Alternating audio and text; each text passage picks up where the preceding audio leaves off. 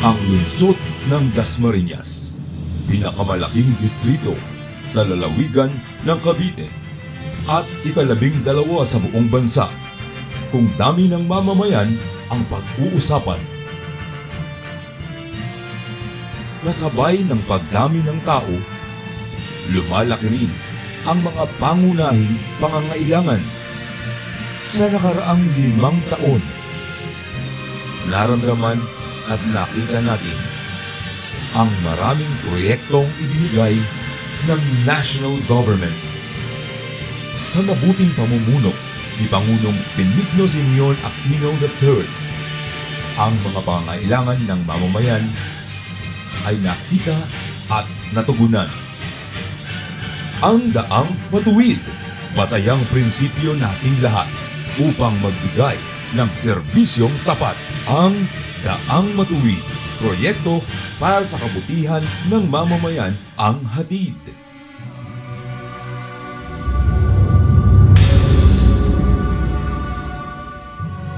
Kahirapan ang pangunahing suliranin ng ating bansa. Kaya't naging flagship project ni Pangulong Aquino ang 4Ps para maibsan ang kalagayan ng mahihirap. Sa lungsod ng Dasmariñas, may 4,815 na pamilya ang kasapi sa Pangtawid Pamilyang Pilipino Program. Sila ay may matatanggap na 500 pisong tulong para sa kalusugan buwan-buwan, 300 piso para sa pag-aaral sa daycare at elementarya hanggang sa 3 anak, 500 piso naman para sa pag-aaral ng high school, buwan-buwan. Ang mga kasama sa 4Ps ay automatikong nabibigyan din ng PhilHealth coverage. Sa nakalipas na 5 taon, 165 billion na ang naipamahagi sa 4,377,762 pinakamahihirap nating kababayan sa pamamagitan ng 4Ps.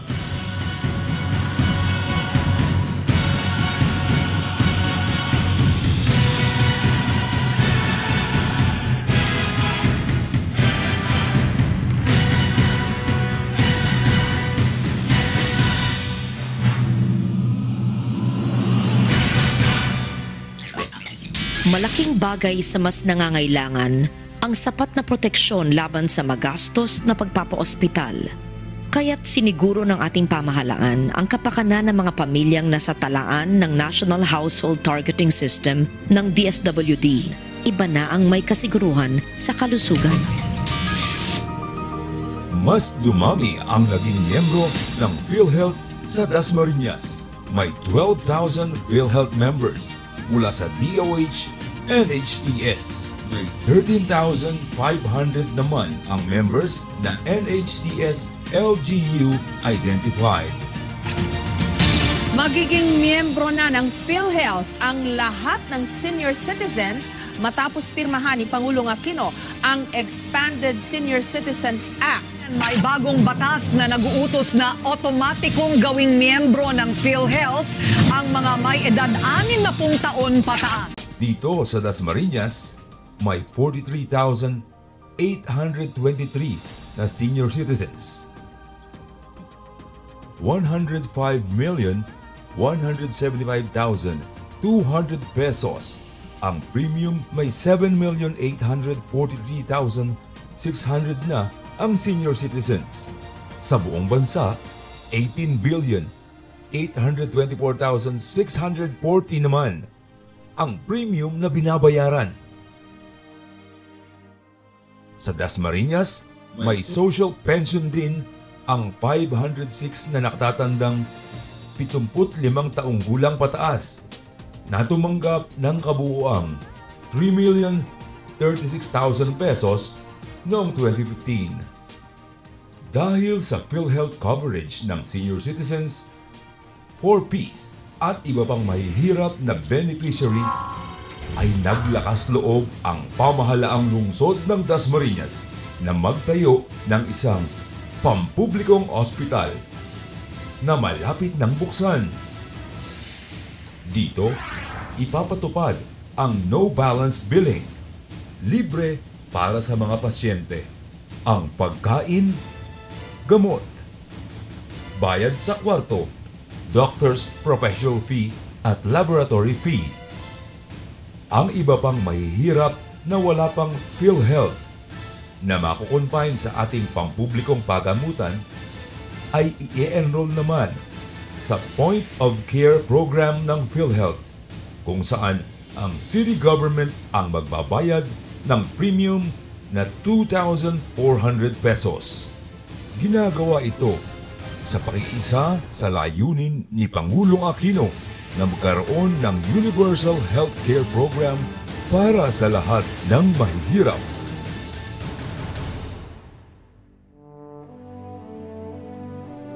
Noong 1998, nang magsimulang manungkulan si Congressman P.D. Barzaga bilang mayor ng Dasmariñas. Isa sa mga hamon sa kanya ang kakulangan sa classrooms at ang dami ng bilang na mag-aaral sa silid-aralan. 70 hanggang 80 estudyante sa bawat kwarto. Napakaraming bata ang nagsisiksikan sa 28 public elementary at 11 public high schools sa Dasmariñas. Dati, may 3 shifts ang bawat klase sa ating mga public schools.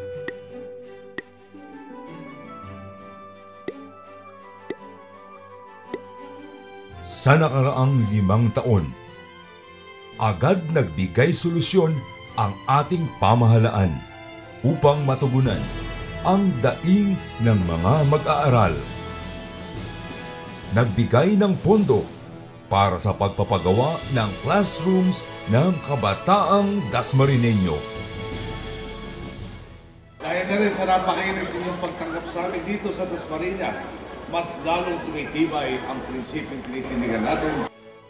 43 classrooms noong 2011 na nagkakahalaga ng 53,134,125, 58 classrooms noong 2012 na nagkakahalaga ng 76,139,174 taong 2013, 207 classrooms naman na umabot sa 328,607,049 noong 2014, 354 classrooms na pinondohan ng 622,490,101 pesos ang naipagawa.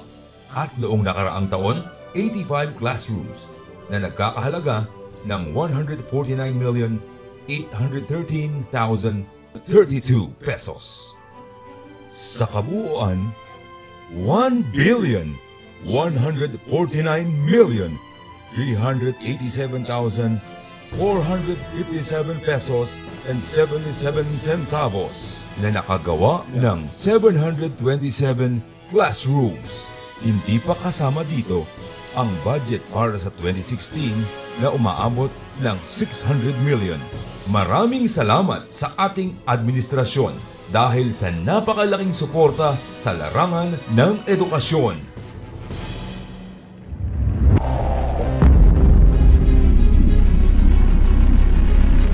Ang daang matuwid para sa Dasmariñas ay katumbas ng kalsadang maayos at malawak, pagsasaayos ng tulay, flood control, riprapping at pagpapagawa ng multipurpose buildings. Mga kalsada at riprapping muli ang pinondohan ng 850 million ngayong taong 2016. Sa kabuuan, mula 2010 hanggang 2016, 3,877 million pesos ang suporta ng national government. Ang Daang Matuwid, malinaw ang suporta para sa ligtas at maginhawang buhay. Yan ay naramdaman ng Pilipino at nakita ng buong mundo. Philippines is no longer the sixth man of East Asia, but the rising tide. Mismong World Bank na ang nagsabi na sa 6.6% growth rate na naitala ng Pilipinas noong 2012, di malayong maging susunod na tiger economy ang ating bansa. Kaya naman ikinatuwa ito ng Pangulo. And we want to make the most of this time to build on what we have achieved, improve where we are lacking, and fulfill our promises to our people towards attaining inclusive growth. Paniwala ng ilang negosyante, malaking dahilan nito ang anti-corruption drive ng gobyerno na nagbigay raw ng kumpiyansa sa mga investor. I think it's true that the country is looking better than it has in a long time. There are many things going in our favor. But the foundation of all this is good governance. It has really taken root, this idea of the president na daang matuwid. Mga proyekto para ibsan ang kahirapan sa pamamagitan ng pagsasaayos ng kalusugan at edukasyon. Our government is far more serious and far more organized from a macroeconomic point of view. If you eliminate corruption, you begin to eliminate poverty. You know the cost of corruption, and that's what this administration has begun to do. Aksyon na nagpaganda sa ekonomiya. Kitang-kita ang mga bunga ng tapat na pamumuno ni Pangulong Aquino. Ito ngayon ang nagbubuklod sa mga Pilipino. Marapat lamang na manatili tayong nagkakaisa. The Philippines has had so much potential, still has so much potential, and now finally the potential is being realized. I want to leave the world a lot better than how I found it. And I want to see this country transform. Upang ang Daang Matuwid ay palawakin at ipagpatuloy pa kung pag-uusapan ang pinagsamang kaalaman at karanasan. Iisang pangalan ang angat sa mga pagpipilian. Si Mar Rojas. Walang iba kundi si Mar Rojas.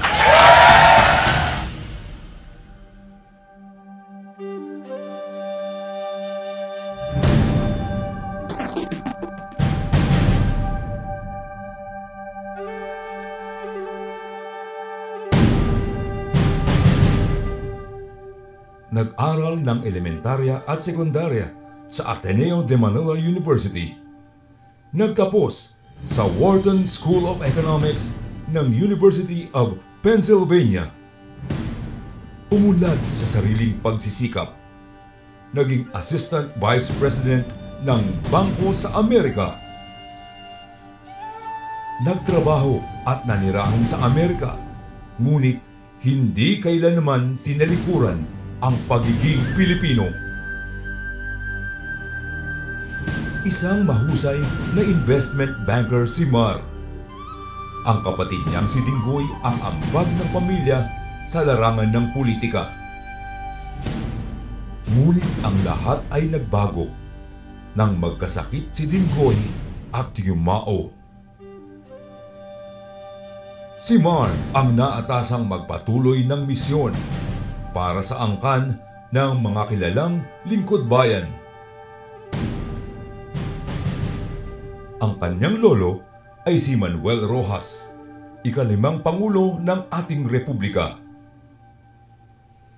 Ang kanyang ama ay si Senador Jerry Rojas, na Pangulo ng Partido Liberal at kabilang din sa mga nakasama sa Plaza Miranda bombing noong August 21, 1971.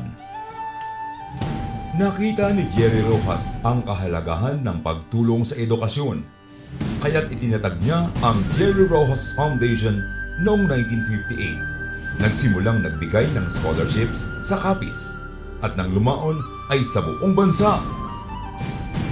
Ngayon, higit 40,000 na ang mga nakapagtapos sa ilalim ng Jerry Rojas Scholarship Program. sa inspirasyon ng lolo, ama at kapatid. Si Mar Roxas ay tumakbo at nanalo bilang kinatawan ng unang distrito ng Capiz noong 1993.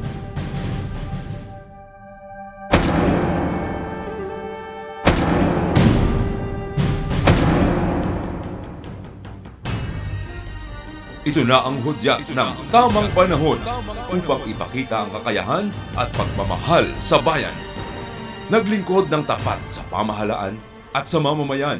Sa Kongreso, naipasa niya ang maraming mahahalagang batas tulad ng Roxas Law na sinisiguro ang patas na paglalaan ng budget para sa edukasyon sa bawat probinsya. Taong 2000, nahirang nakalihim ng Department of Trade and Industry. Bilang DTI Secretary, ipinatupad niya ang tamang timbang at tamang presyo. Sa panahon ng kalamidad, sinisiguradong walang hoarding na magaganap.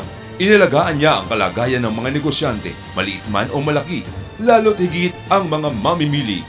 Kaya naman, nakilala siya bilang Mr. Palengke. Siya rin ang kinikilalang father of the call center and BPO industry. Nag-engganyo sa mga investor at ngayon nga ay higit 1 milyon na ang empleyado ng industriyang nagkakahalaga ng 18.9 billion pesos. Hinangaan talaga si Mar bilang miyembro ng gabinete. In terms of intelligence and capability, I think he's the most qualified. Naging cabinet member ko siya, non-performance siya. He has unquestionable integrity. Siguro lang, walang politika. What I'm saying now is just the truth of what happened. When he was my cabinet member, he was a very, one of the most competent cabinet member I have. Okay? So that's all.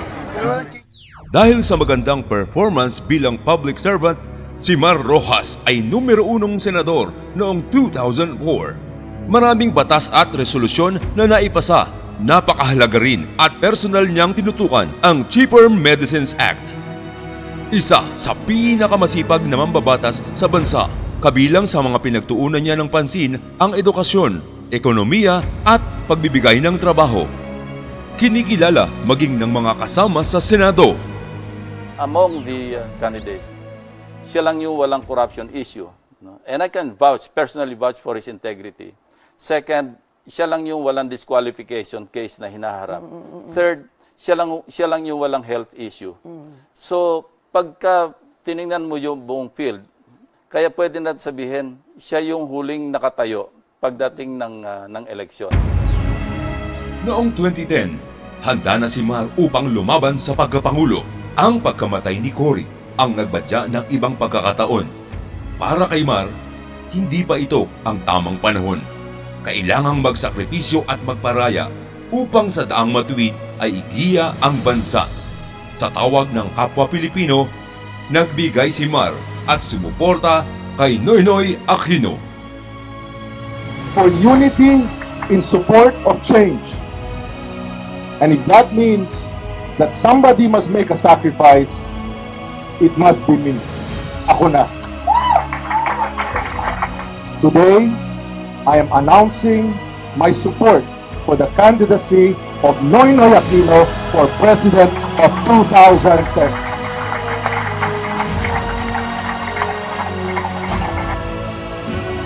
Hindi nagbago ang kanyang sinseridad.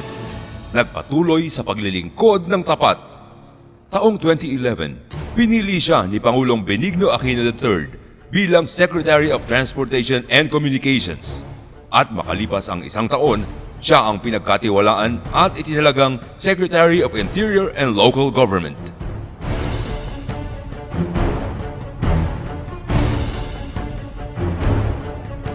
At nang hinirang siya ni Pangulong Noynoy Aquino para maging kandidato sa pagkapangulo, nagkaisa at natanto ng lahat na ito na ang bagong hudyat. Para kay Mar, ito na ang tamang panahon. Tayo sa siguradong itutuloy ang daang matuwid.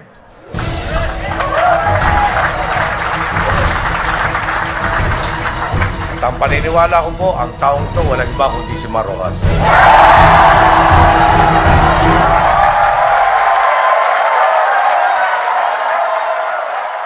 Marami sa inyo lahat. No? Talagang nakasama natin lalo sa pinakamadilim na panahon ng paglalakbay.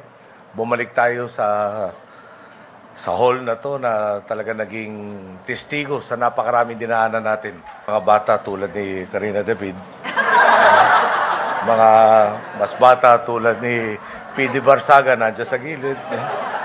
Ako nga po, tulad ninyo, hindi ko na kinokonsidera ang mga klarong epal at taliwas sa tuwid na landas.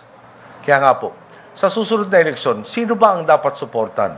Yung po bang magpapatuloy ng daang matuwid at babali sa sistemang padrino o yung naghahanap ng paraang bumalik tayo sa siklo ng korupsyon at kahirapan? Suriin po natin ang mga nagawa ng kandidato. Mas malinaw po kung sino sa mga pagpipilian ang tunay at karapat-dapat nating magiging susunod na pinuno. At kung mababa man ang kanyang mga numero sa ngayon, ibig sabihin kailangan pa natin pag-usayan ang pagpapakilala sa kanya.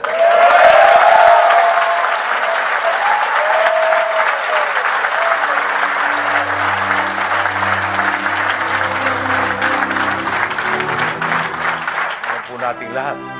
Ang tunay na mahalaga, kailangan paghirapan, kailangan paglaban. Mga boss, idinudulog ko po sa inyo ngayon. Sa akin pong opinyon, ang nagpakita na ng gilas at ng integridad, ang hinog at handang-handang magpatuloy ng daang matuwid, walang iba kundi si Marojas.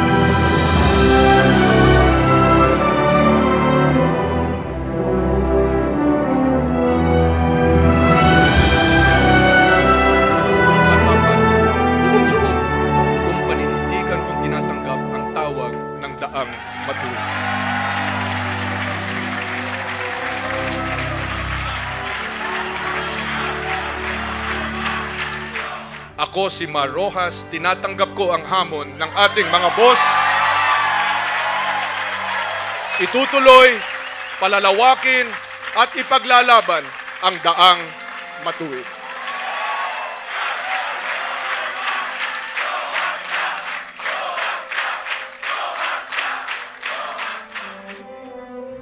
Marojas po, sabi nila hindi ako laki sa hirap. Wala akong madramang kwento. Pero hindi naman tungkol sa akin ang eleksyon eh. Tungkol ito sa inyo at sa inyong pamilya. Hindi ko kayo bibigyan ng hugot. Tututukan ko, trabaho para sa inyo. Yun ang alam ko. Yun ang kaya ko. Itutuloy ko ang daang matuwid. Kung may kulang pa, pupunuan ko. Kung may mali pa, itatama ko. Higit sa lahat, hindi ko kayo nanakawan. Ito na ang tamang panahon. Ito na ang tamang panahon. Panahon para ang bayan ay pumili.